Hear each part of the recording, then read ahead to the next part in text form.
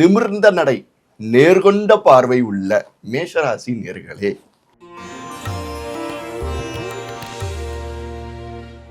இப்போ சனி பகவான் 12ல் இருக்கார். சனி 12ல் இருக்கும்போது அவங்களுக்கு லாபத்தை மட்டுமே கொடுக்கும். எப்படி லாபம் 12ல் இருக்கும்னா, விரயத்தை கொடுக்குற சனி பகவான் பணத்தை கொடுத்தா தானே விரயம் பண்ண முடியும். ஸோ இப்போ இருக்கிற 12ல் இருக்கிற சனி பகவான் அவங்களுக்கு நல்லதே தான் செய்யும்.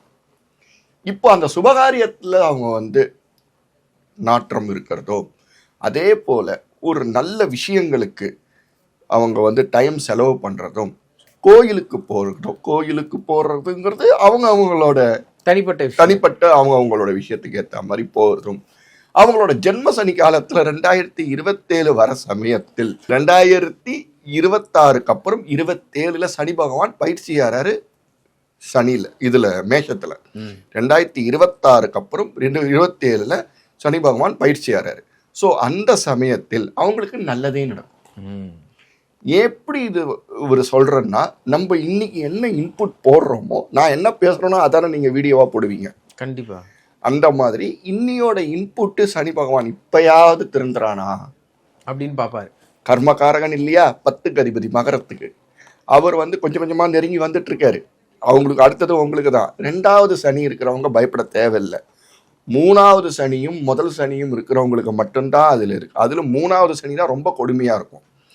இருந்தாலும் நியாயத்தையும் தர்மத்தையும் மற்றவனுக்கு கெடுக்க மாட்டேங்கிற ஒரு சத்தியத்தோட இருக்கிறவங்களுக்கு ஜென்ம சனியும் அஷ்டமத்து சனியும் எந்த சனியுமே இதுவாகாது. ஒன்று மட்டும் பார்த்துக்கோங்க, உங்கள் தாயாரோட உடல்நிலை மட்டும் பார்த்துக்கோங்க.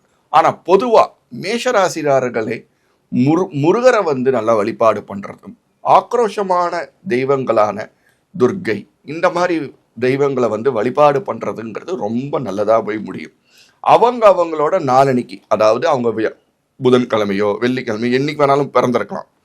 அந்த பிறந்த நாள் தெரிஞ்சதுன்னா அந்த பிறந்த நாள் இல்லை டேட்டு இல்லை நட்சத்திரம் அன்னைக்கு மாதம் நட்சத்திரம் வரும்போது அந்தந்த தேவதை உங்களுக்கு இஷ்டப்பட்ட தேவதையும் போயிட்டு முதல்ல விநாயகரை போயிட்டு விநாயகர்கிட்ட நல்லா வணங்கிட்டு, அதுக்கப்புறம் முருகரை உங்கள் இஷ்ட தெய்வத்தை வணங்கிட்டு முருகரோ துர்க்கையோ நீங்கள் வணங்கினால் எல்லாமே நல்லதே நடக்குங்கிறது அந்த அம்பாலோட இது.